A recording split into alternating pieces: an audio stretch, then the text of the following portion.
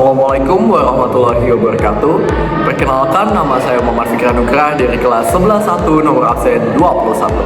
Pada video ini saya akan menjelaskan dan membahas terkait soal nomor 5 pada mata pelajaran matematika wajib untuk memenuhi nilai tambahan saya. Nah, untuk gambaran dasarnya adalah sebagai berikut. Dan kemudian kita akan mencari berbagai data dimulai dari diagram pencar, SSXY, SSXX, SSYY, lalu ada korelasi produk momen atau R, korelasi determinasi atau R kuadrat, dan yang terakhir adalah regresi linear untuk memenuhi interpretasi atau kesimpulan dari suatu data tersebut. Setelah melihat data dari tabel tersebut, kita dapat membentuk diagram pencar adalah sebagai berikut dengan menghubungkan nilai X dengan Y pertama, kemudian X kedua dengan Y kedua, dan seterusnya, sehingga nanti diperoleh adalah titiknya sebagai berikut. 2 bertemu dengan Y1, kemudian ada X4 bertemu dengan Y5, dan seterusnya, sehingga nanti diperoleh adalah garis base fit atau garis yang paling tepat untuk menghubungkan segala titik, yakni adalah garis dengan sifat positif.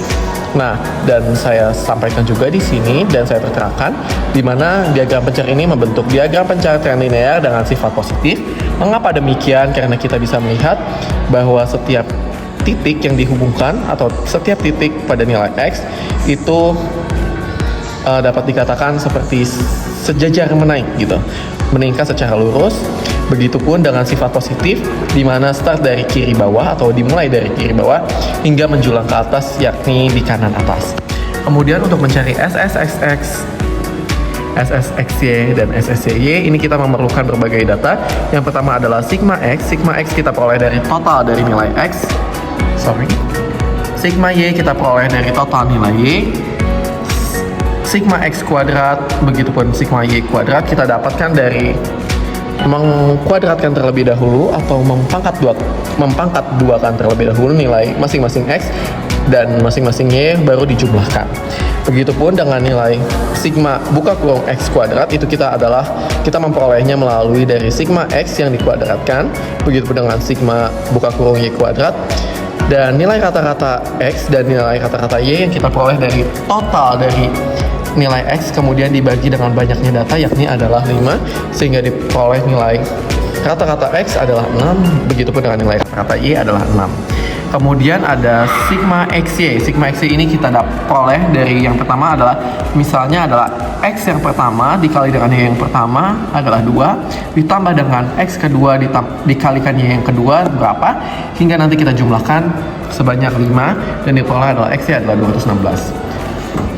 Selanjutnya ada nilai dari SSXY. Nilai SSXY adalah sigma XY dikurangi dengan buka kurung sigma X dikali sigma Y dikali N, di mana sigma XY seperti yang kita ketahui adalah 216, kemudian sigma X adalah 30 dan sigma Y adalah 30, dibagi dengan banyaknya data adalah 5. Sehingga nanti diperoleh SSXY adalah 36. Kemudian ada SSXX. SSXX diperoleh dari sigma X kuadrat dikurangin sigma buka kurung X kuadrat dibagi banyaknya data, di mana sigma X awalnya adalah 30 dikuadratkan menjadi 900, sehingga sigma X kuadrat adalah 220 dikurangin 90 dibagi 5 adalah 40 untuk nilai SSXX. Kemudian berlaku yang sama untuk SSYY menggunakan rumus yang sama seperti SSXX, hanya saja X-nya diganti dengan Y. Ada sigma Y kuadrat yakni adalah 220 dengan sigma buka kurung Y dikuadratkan dibagi banyaknya data, dengan sigma Y mula-mula adalah 30 dipangkatkan 2 adalah 900 dibagi 5 980, sehingga nantinya adalah 220 dikurangin 180 dan diperoleh nilai SSYY sebanyak 40. Kemudian korelasi produk momen R. Di sini kita dapat menentukan seberapa kuat atau seberapa pengaruh atau seberapa berkaitan antara data 1 dengan data 2, dan kita peroleh rumus terlebih dahulu. Untuk mencarinya adalah R sama dengan SSXY dibagi dengan akar kuadrat dari SSXX dikali SSYY, dan kita substitusikan dengan nilai SSXY, SSXX, dan juga SSYY. Dan nilai SSXY adalah 36 dibagi akar kuadrat dari 40 kali 40, sehingga diperoleh nanti R adalah 0,9. 0,9 ini cenderung dikatakan kuat karena nilai R yang dikatakan kuat itu dimulai dari 0,7 hingga 0,99. Nah, selanjutnya ada D, korelasi determinasi, yakni adalah R kuadrat. Untuk rumusnya adalah R kuadrat sama dengan R kuadrat dikali 100%. Maka dari itu kita tinggal substitusi 0,9 kuadrat dikali 100%, atau menggunakan rumus R kuadrat sama dengan SSXY kuadrat per SSXX dikali SSYY.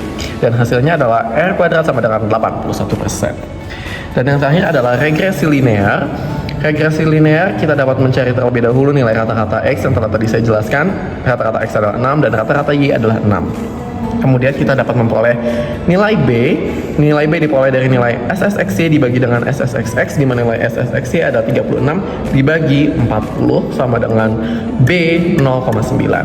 Kemudian untuk mencari A, itu kita dapat memperoleh yakni dengan menggunakan rata-rata Y dikurangin B dikalikan dengan rata-rata X, di mana Y adalah 6, B adalah 0,9, dan rata-rata X adalah 6. Sehingga diperoleh nanti nilai A adalah 0,6. Dan untuk regresi linear atau Y topi, kita dapat susun kembali dengan mensubstitusikan nilai A dan B, di mana Y topi sama dengan 0,6 ditambah 0,9X.